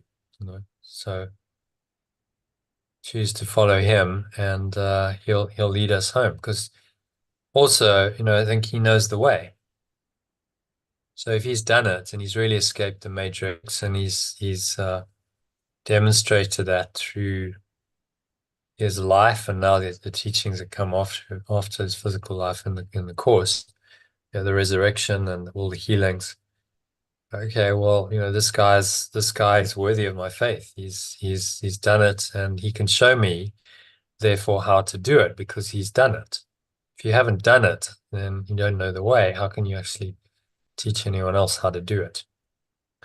To an extent, maybe you can teach them as far as you've come in your awakening journey, but you can't necessarily teach them the whole way out, which is what he's saying you can do. So if you really want to escape the matrix entirely, then, saying this, follow me. And then that we should be teachers with him, conditionally loving teachers who share his aim of healing the mind.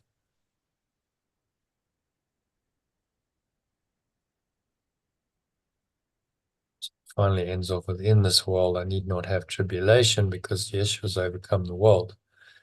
That's why I should be of good cheer. Why? Because he's the demonstration that it's possible. He's the example that gives me the hope and the courage to pursue this path, knowing that it is possible because it's been done before by someone else. I think that's a pretty important realization. Okay, so that brings us to the end. There's a bit of summary. Do you want to read that, John? And just read it if you need to. As I journey through my role as a teacher, I recognize the profound truth that teaching is not just about imparting knowledge, but about sharing a journey of discovery with my students. We learn the same lessons, reflecting a shared quest for understanding and truth.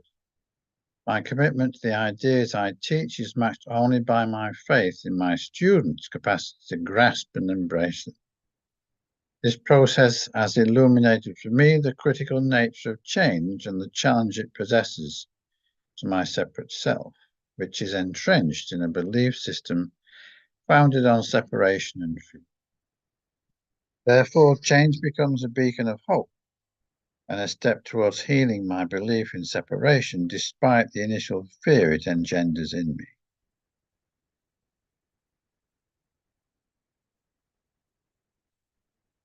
So he's reminding us that that teaching is not just about imparting knowledge, but also it's a journey of discovery for ourselves and those who we are teaching, and in whom we have great faith. Yeah. And we teach as we need to learn ourselves and learn the same lesson. So one of the best compliments I ever had was on a workshop, a retreat I ran. And this guy said, "You know what, John, I don't really feel like you're a teacher. I feel like you're just one of us." And I thought about it, and I was like, okay, I must be getting something right there. Because if someone perceives you as a teacher somehow superior to them, then that's not the truth, is it? The truth is we're all one. We're all actually the same. And although a teacher might have some insights to share that someone else doesn't have, they're in no way better or superior to the students. Or I've been on workshops and retreats where there was definitely the energy. So, okay, the one guy even had master teacher written on a badge. And we're standing in front of us, like, yeah, we kind of know you, the teacher. You're standing teaching. You don't need to say it. But he obviously felt the need to elevate himself. And that's exactly what the ego tries to do, to separate by either elevating, making you superior or inferior. All right, should we carry on? My inner inquiry has revealed a stark contradiction. My inner inquiry has revealed a stark contradiction within myself. The coexistence of my separate self, born out of the belief in separation, and my true self, which is rooted in pure formless awareness. These aspects of my being are fundamentally irreconcilable, as they stem from opposing sources and lead to opposing outcomes. This dichotomy demonstrates the impossibility of communication between the belief in separation and pure formless awareness, meaning that I have a need to embark on a journey of learning and transformation.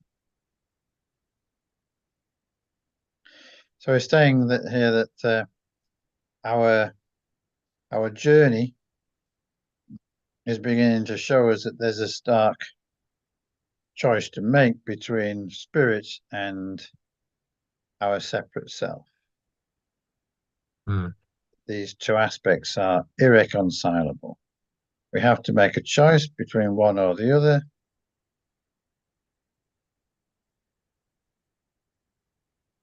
And we will not continue our journey until we make that positive choice.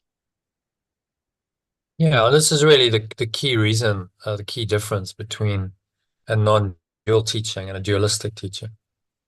A non-dual teaching says you have to make a choice. There's no option. You can't have both of these. And a dualistic teaching says, no, you can kind of have both. You can have some love, but you can also have some darkness and fear, and they're all part of God. That's the essential difference. And kind of tempting, the dualistic version, because you're kind of going, well, God should be all encompassing. So God must encompass everything, which includes the darkness. So many people believe this, but it's a delusion because the darkness isn't real. Only love is real. And you realize, the more you look at this split in the mind, that it's very obvious. You have to make a choice. You can't choose the darkness and the light together because they completely contradict each other. So there can be no peace in your mind if you accept two thought systems in complete contradiction to each other. And so he just tells us this over and over in almost every section of the text. He's saying this. These thought systems are irreconcilable. However he says it, here he's telling us again. We have the sections on knowledge versus perception. Again, just saying, there are these two aspects that in your mind, whatever you want to call them, knowledge and perception, or ego and spirit, love and fear, separate self and true self, that will never be reconciled. They just disagree. So the only way out of that dilemma is to choose. I think early in the course, he's saying that because he has to get us to see it. And he repeats it over and over again because we tend to want to fudge it and not see it, and then choose both. try and choose both and find some way to make that work, that compromise work. And of course, it doesn't work because we're always gonna have a split mind. There's always going to be this inner conflict until we choose correctly. The inner conflict can't be resolved by choosing the ego because the spirit is internal and immortal, so you can't destroy it. So it's always going to be there. So the only way is to undo what's temporary and unreal, which is the ego, and then finally give that up to the light of truth. Okay, so this journey is, carry on, this journey is driven by the realization. This journey is driven by the realization that my worth is not determined by external validation or achievements, but is inherently established by my connection to pure formless awareness of perfect love. My challenge lies in overcoming my doubts and fears instilled by my belief in separation and embracing the unchangeable reality of my true essence. This path demands a willingness to relinquish the protective barriers erected by my separate self and to welcome the gentle guidance of Yeshua, who seeks to lead me back to the unshakable foundation of pure formless awareness.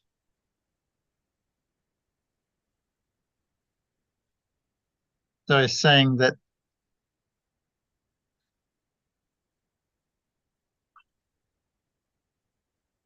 our journey, our value is not down to our achievements or who we are. It is inherently part of our real value has always been part of us and was created by spirit. And our challenge is about overcoming any doubts and fears that we have allowed to come in by accepting and embracing the unchangeable reality of our true selves. All that depends on our willingness to go down that route and let go of all the beliefs in the separate self. Yeah. I think the key thing is here, willingness. Yeah. He's asking us to be willing, initially just a little bit willing. He says, well, just give me a little bit. But as you journey into the course, you realize he's in the end asking you for total willingness.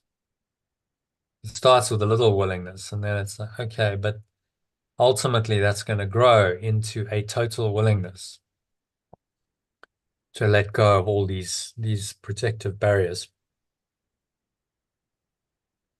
Relinquish the defenses, protective defenses, shall we call them, erected by my separate self. And so those are things like fear, anger, frustration, and so on. That it erects to block pure formless awareness of perfect love from your mind.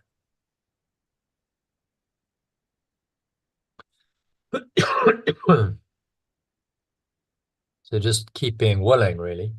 As you go deeper into the course, he asks for more and more willingness. Saying, well, you're willing to go the whole way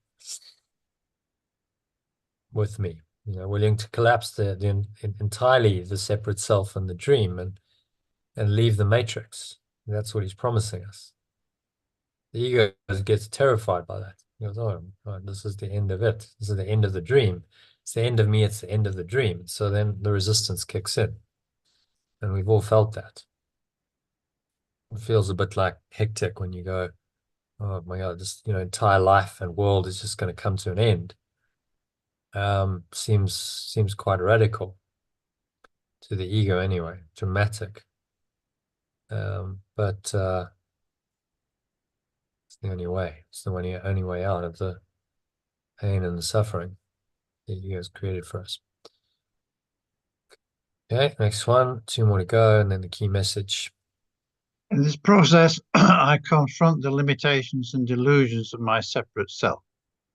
recognizing that it is incapable of fulfilling the profound and inspiring function bestowed upon me by pure formless awareness. This awakening reveals the futility of fear and the liberation that comes from accepting my true function, preparing me for a profound transformation. Then it will become self-evident that my fear of perfect love's joy is a reflection of my attachment to the illusion of separation, an attachment that dissolves in the light of true understanding and unconditional love. So I was saying that on our journey, in this process, we face up to our limitations and illusions and let them go and allow the presence of pure formless awareness to guide us. Mm. And then ultimately transform us. The futility of the fear and liberation that comes from accepting my true function, preparing me for a profound transformation.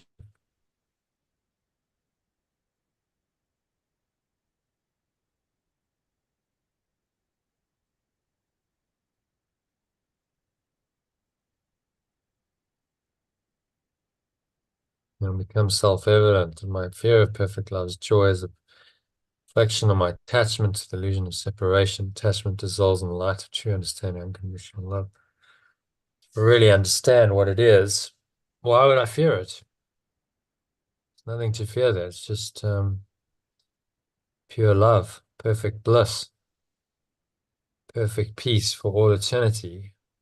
Why would you fear that?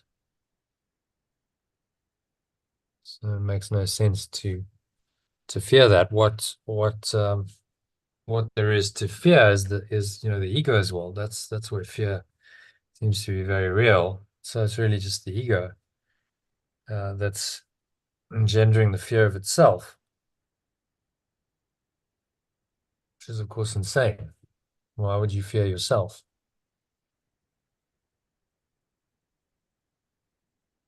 But that's what we do, because we project it out and then it seems to be outside of us. It's very cunning. I mean, the dream world is designed to keep us here, keep us enslaved for a long, long time, as it has, but it's pointing us home, giving us a way out of that dream nightmare. Okay, so last one. My journey is marked by the gradual realization. My journey is marked by the gradual realization that my belief in separation and separate self that derives from it have constructed a fragile and unsatisfying home for me. A realization that calls me towards the eternal home prepared for me by pure formless awareness. This home, which is characterized by unwavering, certain, perfect love, awaits my return, promising a reunion with my true essence and a complete relinquishment of my belief in separation. As I embrace humility and open myself to the teachings of Yeshua, I recognize the power of my pure formless awareness to awaken both myself and others, heralding a new era of healing, love, and eternal joy.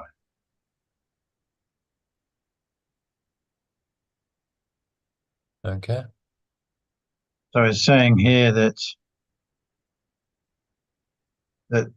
as we travel on during our journey, we get a real sense of the power of spirit and what it can do, and it becomes self-propelling in terms of we are then able to go further and further. Hmm.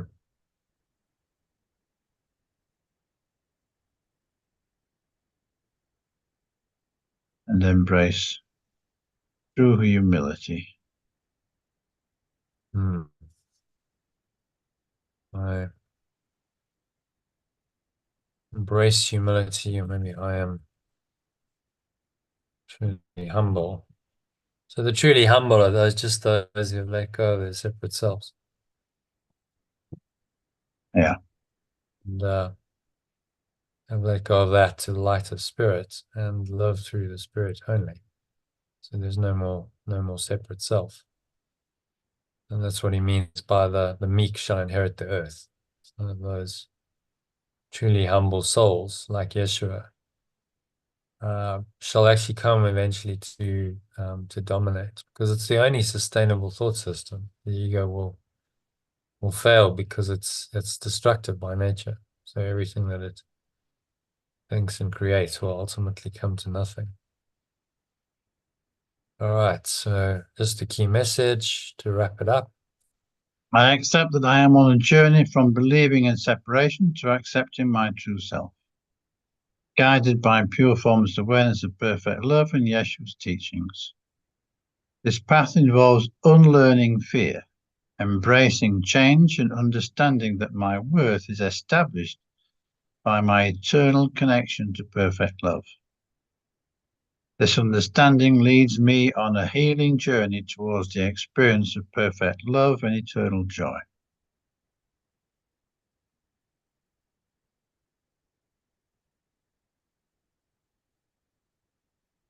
So Okay.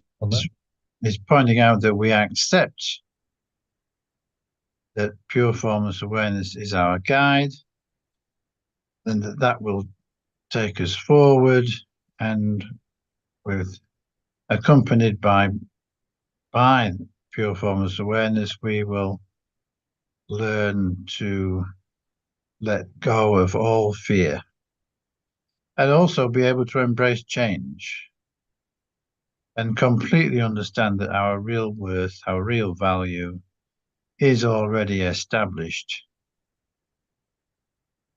in our essence by pure formless awareness.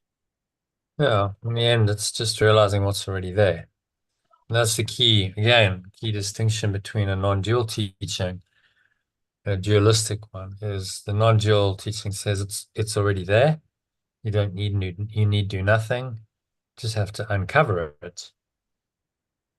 Uncover what's already there because it's your true nature. Dualistic teachings tend to say, well, it's not there based on scarcity, and somehow you've got to go and create a better life. And you've got to somehow improve yourself. And so they typically predicated on growth. So you're going to grow from a dysfunctional self into a better self. But where does that end? Where does that growth process end? Well, in the end, it ends up in the true self.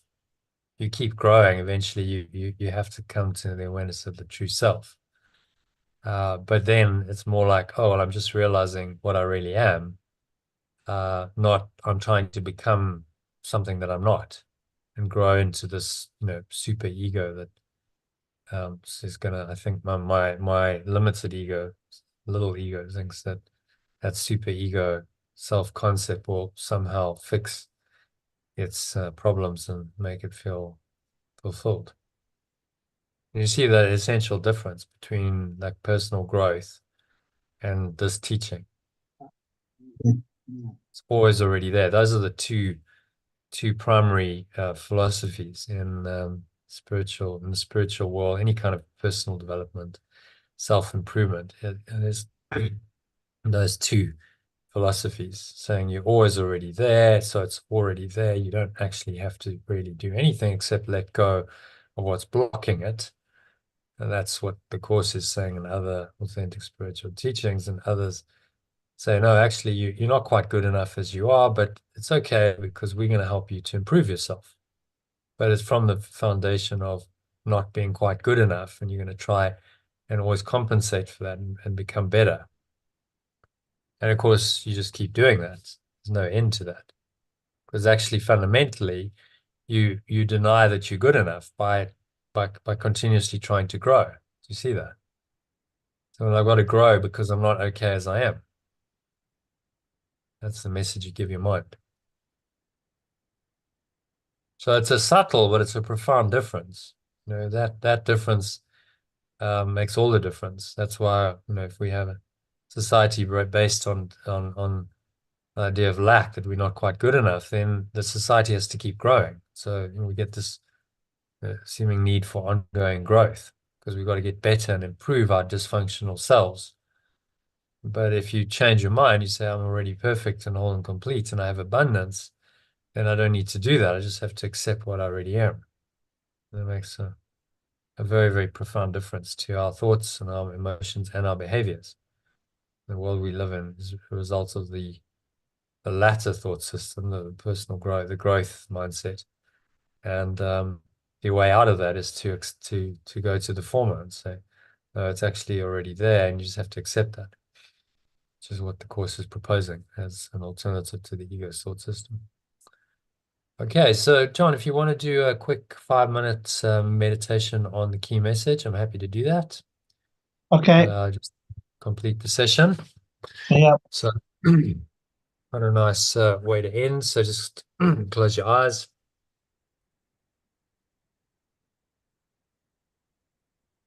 Close your eyes. Nice deep breath in through the nose. Set yourself into the meditation. Open your mind to the words and really feel into the words. So breathe in to connect with your heart center. Put one hand in your heart.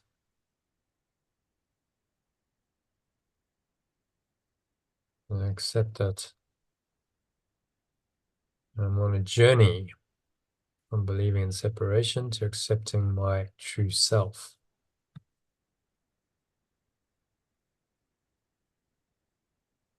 Guided by pure formless awareness of perfect love and Yeshua's teachings.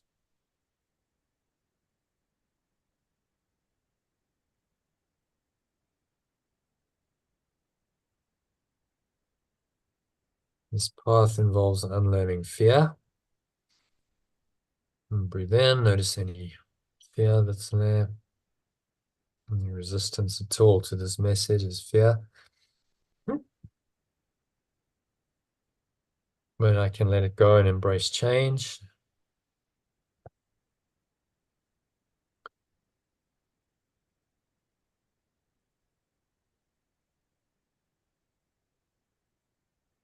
And understand that my worth is established by pure formless awareness of perfect love, and that alone.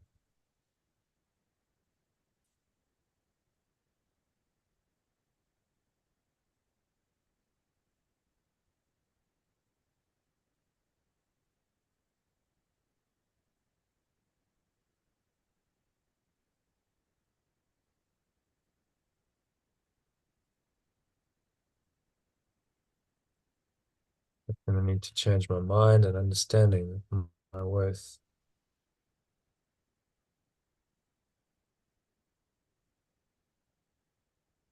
My worth is established by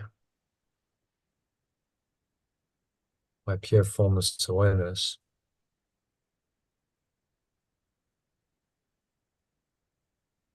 of perfect love, and that alone. So just breathe that in and connect with that awareness. It's there right now. It's always already there. It's in your awareness right now because it's eternal.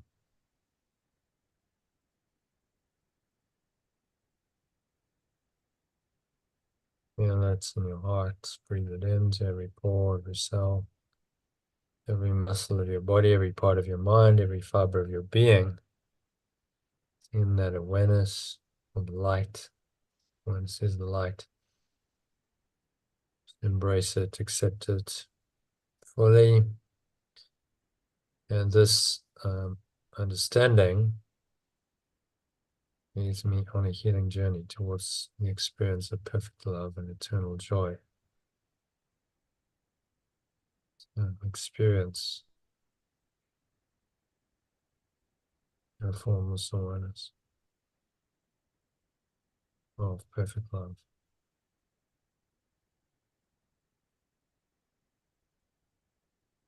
Experience it, feel it. And exhale into it, dropping everything else. Everything else must be let go of and just accept only this experience.